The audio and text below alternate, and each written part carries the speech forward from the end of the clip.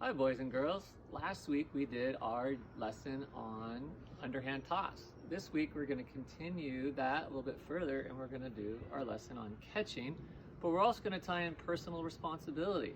So remember, when you're doing your work, you want to grade yourself on a 1, 2, 3, 4 scale. It's going to be a self-reflection. And I would love for you guys to check in with me at the end of this lesson and give me an email and let me know whether you got a 1, a 2, a 3, or a 4. I'm hoping that there are lots of 3s because you tried your best, and maybe some 4s because you taught somebody else in your family. All right, let's go over the components of catching today. Remember that when we're catching above the waist, we need to make a triangle and we're thumbs together. If it's below the waist, we are going to catch with our fingertips down, pinkies together. So above the waist, below the waist. Catching is about hand-eye coordination. Your eyes are telling your brain where the object is traveling, and then you're telling your hands where to go to catch it. You can use a ball, but if you're at home right now and you don't have that, that's just fine. You can use socks, or a Beanie Baby, or a squishy. If you don't have a partner, you can still do your skills practice by using a wall. So I'm going to do a little wall toss here. I'm going to toss it and then catch, toss it and catch, toss it and catch. You can turn that into a game by setting a timer and seeing how many catches you can make in a minute. Ready, go. So if you have a partner, you can play a partner catching game to warm up. Let's just toss and catch. Above the waist, below the waist. So with a partner, to challenge yourself for your skills warm-up and skills practice, you can see how many catches you two can do in a minute. Ready, go. Hey boys and girls, here's game 1. It's called roof ball, and it's a game that I loved to play when I was a kid. You go out on a slanted roof and you throw the ball and you let it bounce off and you move to catch it. Now remember, it's going to be above your waist and you move your hands the width of the ball. So if you're using a tennis ball, they're together. If you're using a beach ball, they're gonna be a little bit wider. Let's try it. Here we go. So I toss it up, hands ready, catch. Toss it on the roof, catch. Game 2 is called Major League Pop Fly.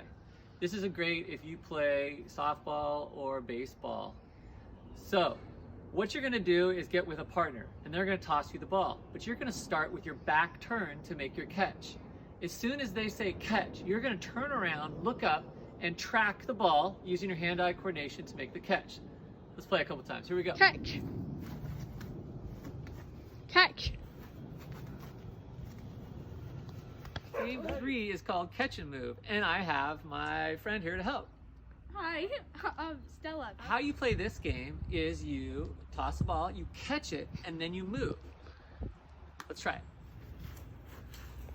Catch and move.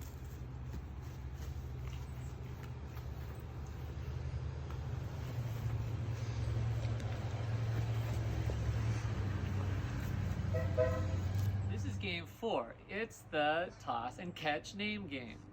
What you do is choose a category and get about 8 to 10 feet away from your partner. Every time you catch, you get to say the name of a category. Stella, what should our first category be? Animals. Animals, okay. Dolphin. Giraffe. Pig. Antelope. Crow. Whale. So in this game, if you drop the ball, then the other person gets to choose a new category. Or if you mess up on what you're saying for the category, you get to switch. So let's pretend that we made an error. What's our new category? Fruit. Fruit.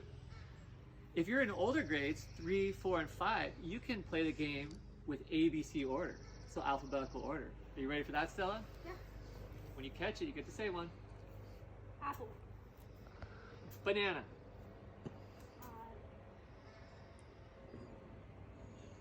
You can skip the letter if you want and go to one further up, as long as it's still in ABC order. Oh, okay. I hope you did a nice job and gave a good effort doing your catching activities today in skill practice. We have lots of fun games for you to play this week. Please go ahead and email me and let me know how you did.